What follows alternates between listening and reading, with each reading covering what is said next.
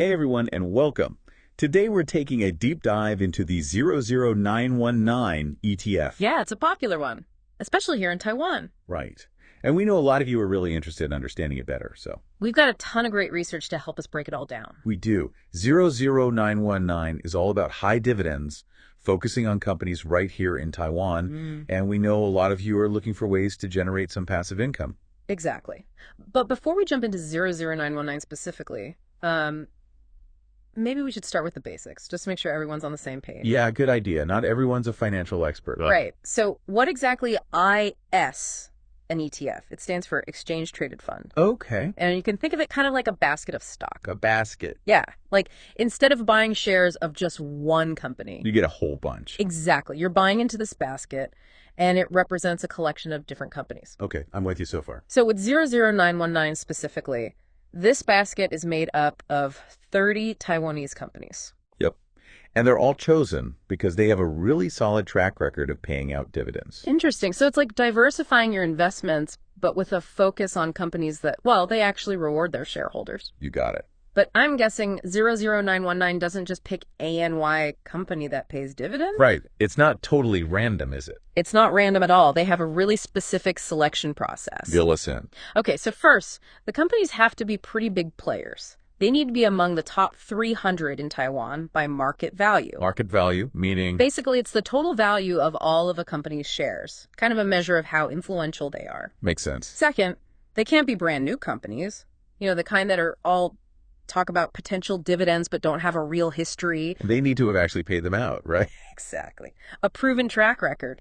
And then it gets even more interesting. They look at the company's recent financial performance, specifically something called return on equity, or ROE. ROE. I think some of our listeners might need a little help with that one. Sure. So ROE basically measures how efficiently a company is using its assets to generate profit.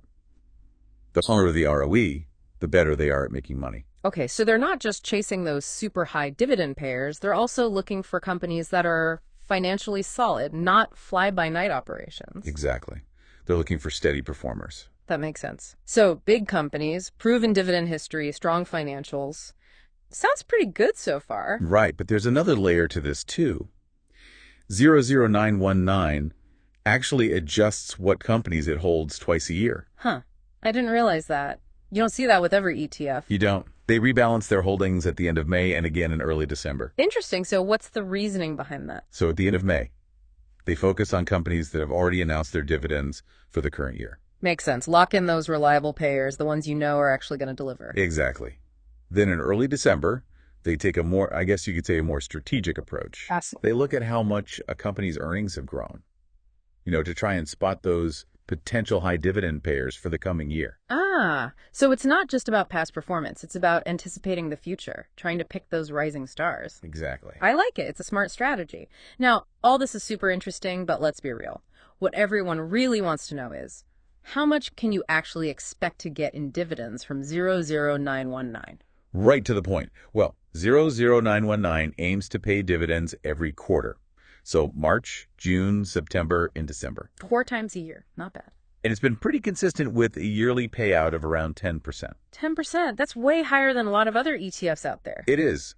But, of course, got to add a disclaimer here. Yeah, there are no guarantees, right? But the market is unpredictable. So that actual payout amount, it depends on how well those 30 companies in the ETF are doing. So while the history is encouraging, there's no way to know for sure what future dividends will look like. That's the nature of the game. Important to keep that in mind. Definitely. Okay, so we've talked about how 00919 chooses companies, its track record with dividends. Now, I want to touch on something that I know causes a lot of debate when it comes to this ETF. Oh, yeah. It's the USOC, sometimes called an income smoothing mechanism. Ah, yep. Can you explain exactly what that is and why it's such a hot topic? Sure. So basically, this mechanism takes a little reserve of money from the ETF's own funds. Okay. And it uses that money to smooth out the dividend payments. Smooth them out how? Imagine this. You have a bakery that suddenly gets flooded with, a ton of new customers. Okay, I'm picturing it. So if there's not enough cake to go around, your loyal customers, the ones who've been there from the beginning, they might end up with smaller slices. Right. Not fair to the regulars? Exactly. And that's what this mechanism tries to prevent. Yeah. It ensures everyone gets their fair share, even with new investors coming in. I see. So it's trying to protect those who are already invested in the ETF. It is. But of course, there are some critics who argue that, this smoothing could actually mask how the ETF is really performing. How so? Well, by using this reserve, it might look like the ETF is paying out more in dividends than it's actually earning. Right. So it could be seen as artificially inflating those payouts, which could mislead investors. That's one way to look at it. But it's important to note that new regulations are coming in 2024 that aim to address these very concerns.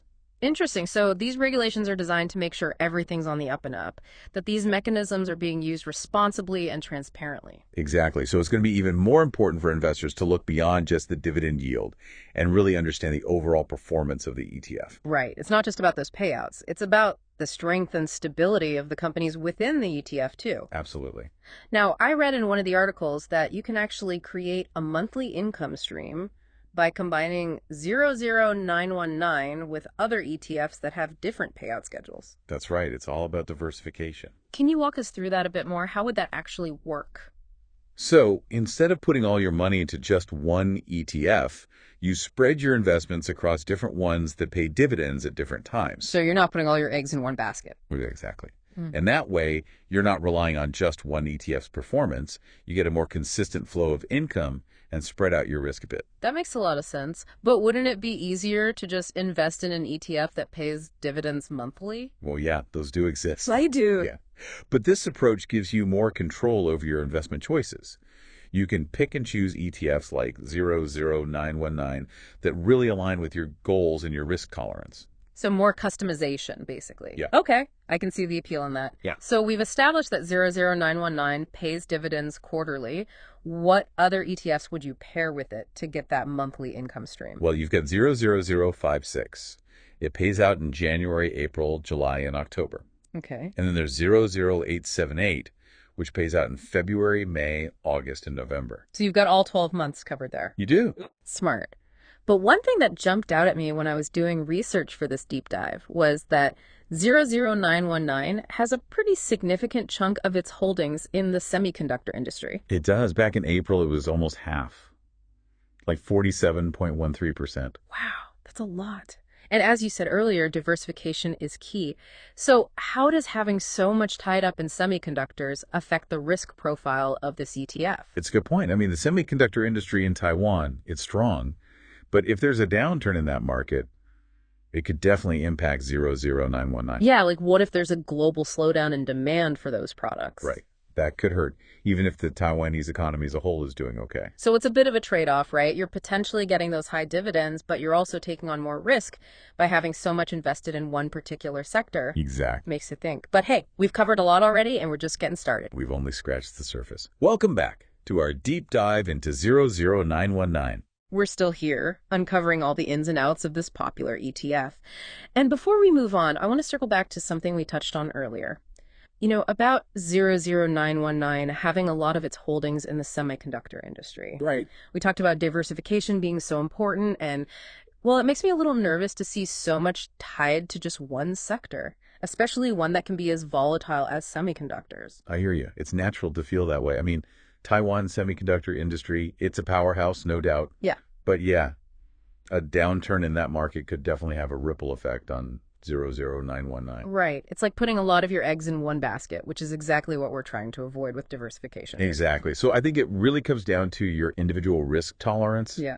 If you're not comfortable with that level of exposure to semiconductors, then, well, 00919 might not be the best fit for you. That makes sense. But I do remember you mentioning that the ETF rebalances its portfolio twice a year. I did, at the end of May and early December. Right, so that does offer some flexibility, right? Like if things start looking shaky in the semiconductor world, 00919 could adjust its holdings and maybe shift its focus to some other sectors. Exactly. It's not a static portfolio. It can adapt to changing conditions, which is definitely a plus. Okay, that's good to know. So we've talked about 00919 as a quarterly dividend payer, which is great, but some investors might be looking for an even steadier stream of income, like monthly payouts. Right. And you can actually achieve that with a little bit of strategy. Oh, tell me more. It's all about combining 00919 with some other ETFs that have different payout schedules. Remember we talked about 0076? Vaguely. Remind me. So 00056 pays dividends in January, April, July, and October. Okay, I'm with you. And then there's 00878, which pays out in February, May, August, and November. Ah, okay. So if you spread your investments across those three, you could basically create a monthly dividend paycheck. Exactly. It's like a well-coordinated dance of dividend payouts. I love it.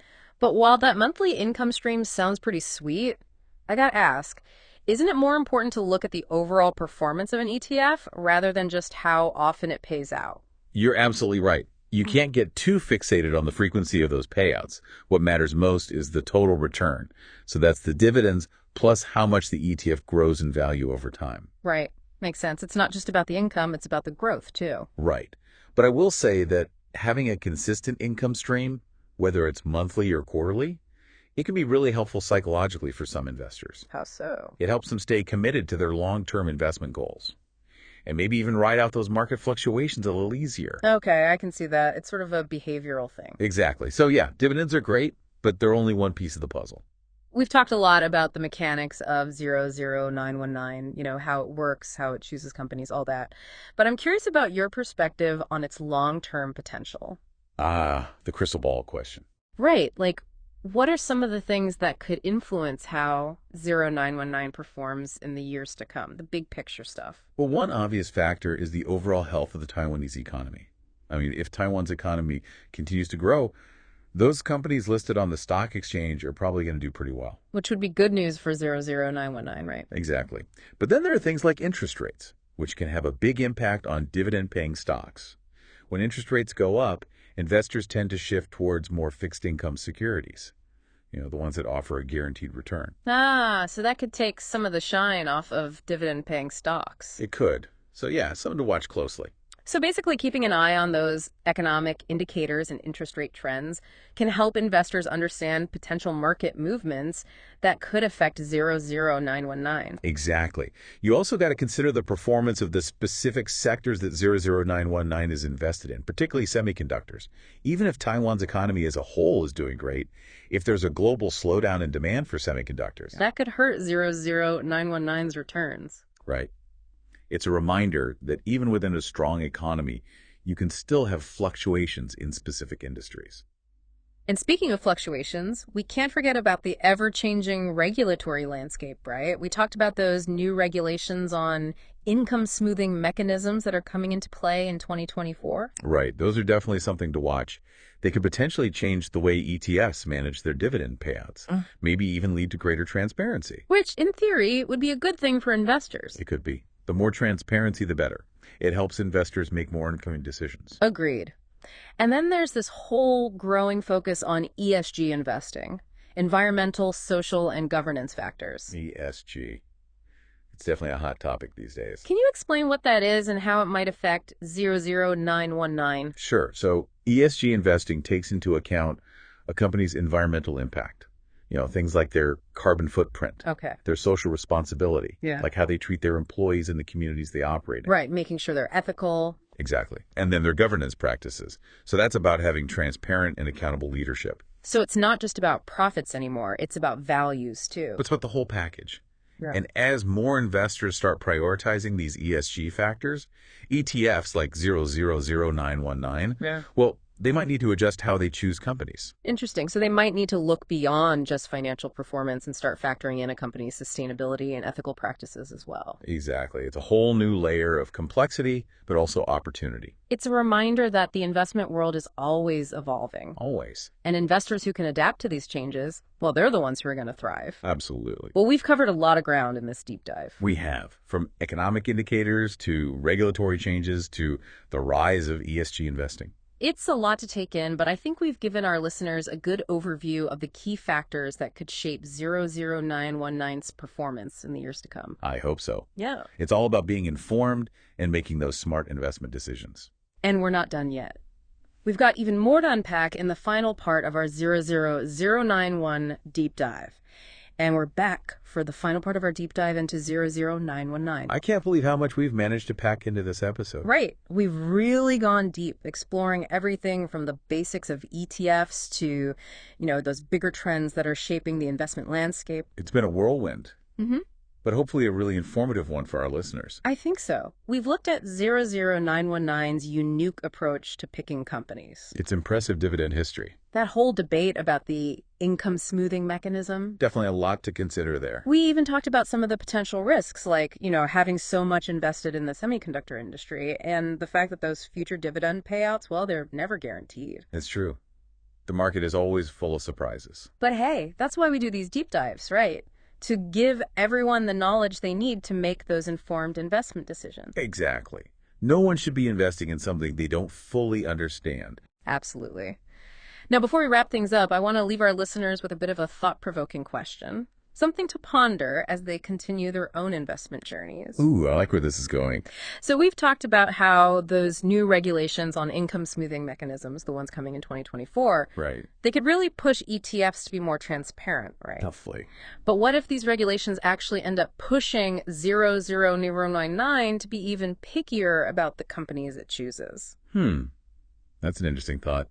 You think they might raise the bar even higher? I do. I mean, what if the focus really shifts to those companies that are committed to paying out consistent dividends? Not just, companies that have a good track record, but companies that are truly built to last. Companies that are financially rock solid. Yeah, that would definitely make 00919 an even more appealing option for income-focused investors. Right. It's like these new regulations could create this ripple effect throughout the whole ETF landscape.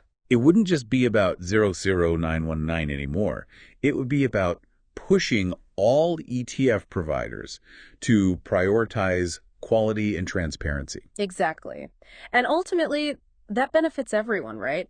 Investors get a clearer picture. They can make better decisions. It could lead to a more stable and reliable investment environment overall. And that's what we all want, right? A little bit of peace of mind when it comes to our investments. Definitely. No one likes losing sleep over their portfolio. So to all our listeners out there who've been with us on this 00919 journey, it's clear you're eager to learn and grow as investors, and that's fantastic. We're glad to have you along for the ride. The investment world is constantly evolving, and it's up to all of us to stay informed and adapt to those changes. Absolutely. This deep dive has given you a solid foundation. But the learning doesn't stop here. Keep researching. Keep asking those questions. And most importantly, never stop exploring. Because who knows? You might just uncover the next big investment opportunity. That's right. And on that note, we've reached the end of our 00919 deep dive. We hope you enjoyed it. We've had a blast exploring this fascinating ETF with you. And we look forward to diving into more investment topics with you all soon. Until next time, happy investing, everyone.